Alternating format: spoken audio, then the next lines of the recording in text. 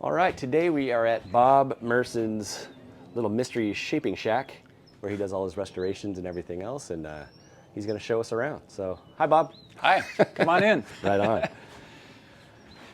So this is my small and kind of overcrowded shop where I work, and I'm kind of a big collector of stuff, so I got a bunch of stuff hanging on the wall, and I just like to have things that I can look at and get inspired about, but I really do this because I just really enjoy it. I enjoy riding a lot of different surfboards.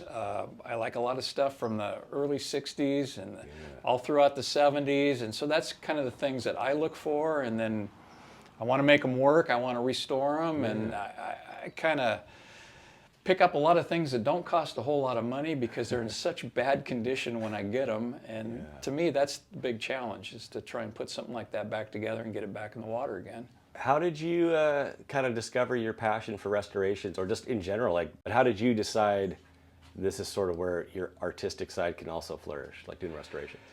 Well, I did have an artistic side. Ever since I was a kid, I did a lot of painting and drawing and things like that, and I made a good portion of my living at one time with my artwork, surf art, prints, card drawings, things like that.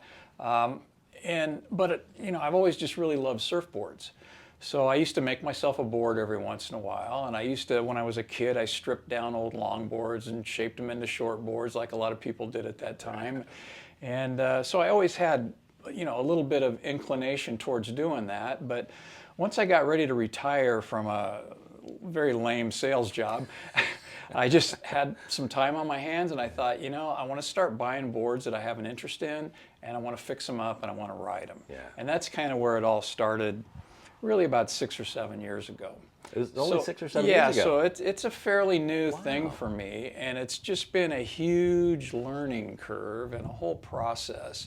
I never worked in the surf industry. I get people ask me that all the time. Where'd you work? What'd you do? I didn't do anything, So it's been a big learning curve, and I've had a lot of people that have inspired me and that I've learned from. Talking to guys like Randy Rarick and Sam Cody and Mark Townsend, Roy Sanchez, people that I respect that do incredible work, and that just kind of got me going. That is awesome. And so I'm kind of blown away hearing 6 and 7 years, right? So when you get into something, are you sort of all in? Are you, I don't know if it's OCD or whatever, but are you one of those guys that, like, if you have a taste, you're like, I'm learning all about it? Because you had that book as well, so it's not like you were just repairing, you were writing and documenting. Right. Yeah. I'm one of those guys that when you decide you want to do something, you do it. So, that's right. I mean, it was that way with my art. My whole deal is I love learning something new. That's what's great for me. Yeah. When I was doing my artwork, I started off with pen and ink drawings. Then I went to watercolors, then acrylics, and then oils, and then pastels. And for me, it was that first year or so just trying to figure out how to make all those things work and get a result out of it that I felt happy with.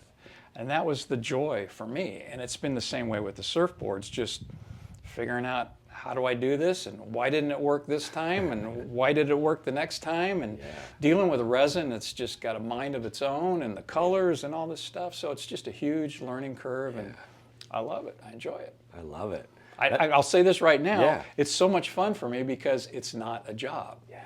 I don't restore boards for people. I get people that ask me all the time. I turn down everybody I know, which kind of pisses them off, but I don't want a job. I want to say, this is what I want to work on today, and I'm excited about it, and so I think that's what keeps it really fun.